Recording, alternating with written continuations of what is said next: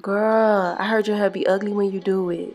Okay, so in this video, I'm showing you everything that I do to make sure that my hair is not ugly. If you want to know how I lay down my bald cap, then watch this video up here, because everything after the bald cap, step by step, is in this video. And hopefully something that I do to make sure that my hair isn't ugly helps you. So come on, hold my hand. Let me give you the tea. Hey, Baldiana.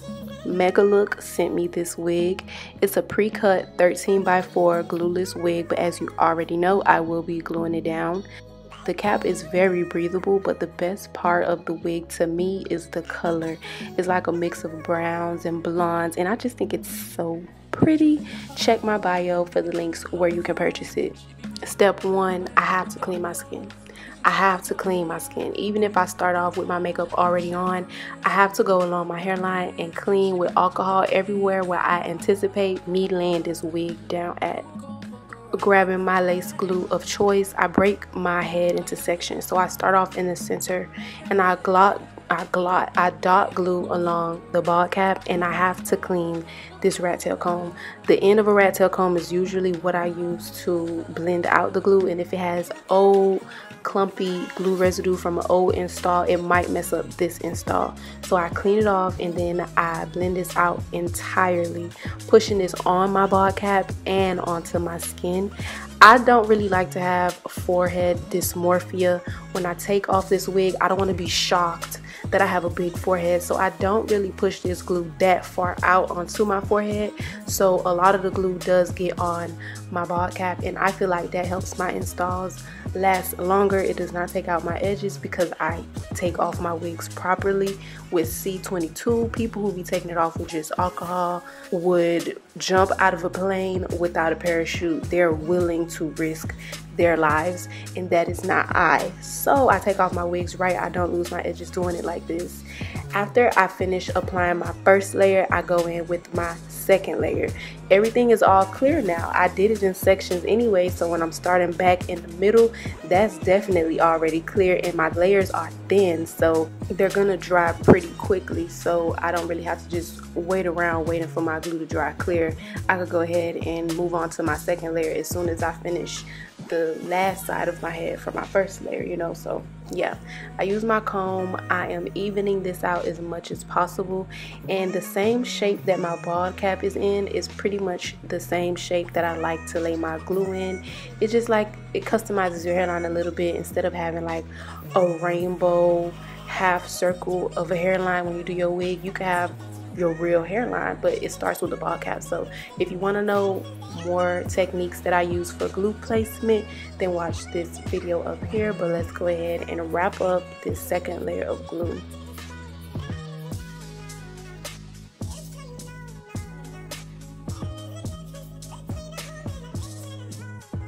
Once both of my layers dry clear, I could go ahead and apply the wig. The lace looked kind of white to me, so I did apply some makeup to the bottom of the lace, some makeup that's a little bit darker than me, because if it's my exact color, it will still look too light once it's melted into the glue. So I break it off in sections again. I start off in the middle, and I take like the littlest section in the middle. My fingers are not that far apart.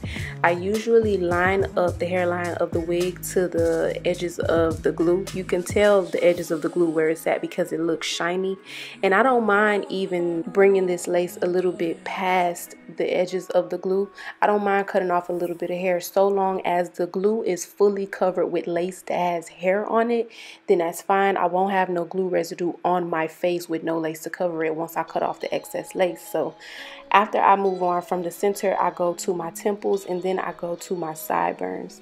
I use my fingers to gently like melt the lace into the glue, so that once I go tugging on the next side, this is not quick to start shifting and moving out of place, because I already kind of tacked it down with my fingers.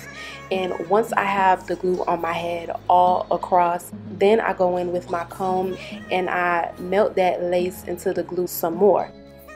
Look, I know I over plucked this wig. I plucked it in the dark, but don't ask me no questions. I put the lace melt band on and I blow dried it for 10 minutes.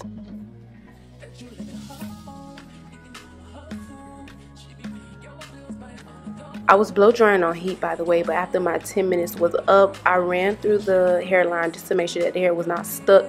Look, I have so many combs, but me, I want to use the one that has defects. I want to use the one where the teeth are melted from my flat iron and the rat tail is falling out and all kind of stuff. So I told you guys that I don't mind cutting off some hair. I don't mind bringing the hairline of the wig past the glue. So this is what happened here. All of this was past the glue. I know this because it's not glued down to anything, and there is no glue on my skin once I'm touching it. When I go to touch it, my skin is not sticky. On my temple areas, you can see that I'm only cutting off lace. I'm not cutting off no hair. So that means that I aligned the hairline of the wig exactly to the edges of the glue. So now all I have to cut off is the excess lace. I personally like to get as close as possible to the lace that is glued down because I cannot be bothered. I don't want to go back after I cut this excess off and then apply more glue under the pieces that are not laying down to anything. So I make sure that I'm very calculated. When I lay down my glue, I know that I want my lace to be here. I want it to go out this far. And if anything is not glued down, that means it was meant to get cut off for the most part. So to cut out my ear tab so that it can sit comfortably above my ear, because if you wear wigs, you know that this could be very painful. I just part out the shape of my ear and I cut around it. And then I go back to the center and I finish cutting off whatever was not cut off here. I like to cut like in a zigzag motion. I don't just like to cut one straight line. I like to go up and then down and then up and then down with my scissors. Okay, so remember how I said for the most part I'm not going back and adding more glue onto certain pieces. That's best case scenario. The only time I will go back and add more glue is if something like this is happening. You see how when I touch my sideburns it's sticky? That means that lace is supposed to be here. So before I cut this piece of lace off, I'm going to measure how far it needs to come down to cover this sticky area so that I don't have to go back and clean off the glue residue. Glue residue on your skin, it looks gunky and stupid and ugly. In order for me to just make sure that I don't have that, I measure how far this lace needs to be to cover that, and then I cut off the excess. And then I will apply like 2 to 3 more layers on this specific section where I see the lace has already begun to lift. So you see how I applied a darker foundation shade and the lace still look a little bit lighter than my skin tone. Some lace is just like that. I don't know why, but some laces just like that, mostly transparent. But in order to really melt that lace down, I gotta melt it twice. So now I melted it with glue, then I melted it with Got To Be. I sprayed the Got To Be directly on my hairline and I blow dried it for another 10 minutes on heat. It's moving kind of fast. What are we doing? Okay, so I parted out my side part and then I'm using my hot comb to flatten out the hair on the top and to also flatten out my roots. I got to get that part very curved, like a half circle. A deep side part, I don't feel like a deep side part looks good with just a straight or a diagonal part. It got to be deep, so I took some time to get that how I wanted it. I parted some hair to also cover the tracks in the back, and I put some wax on top of that, and I hot combed that wax in just to get it as flat as possible. I got so much videos showing you how I like to get my hair flat. I'll link one of them up here, but just go through my videos and you'll see. And yeah, I'm just gonna keep working the hot comb and working the wax stick to make sure that the top of my hair looks nice and flat.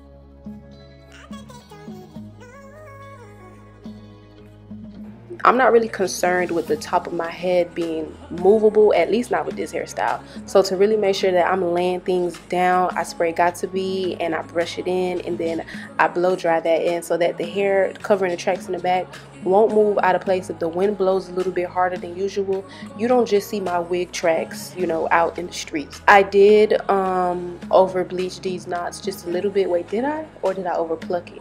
Maybe I did both, I don't know, but either way, to touch up my roots, I like to use a mascara wand designated for my hair only to touch up my roots.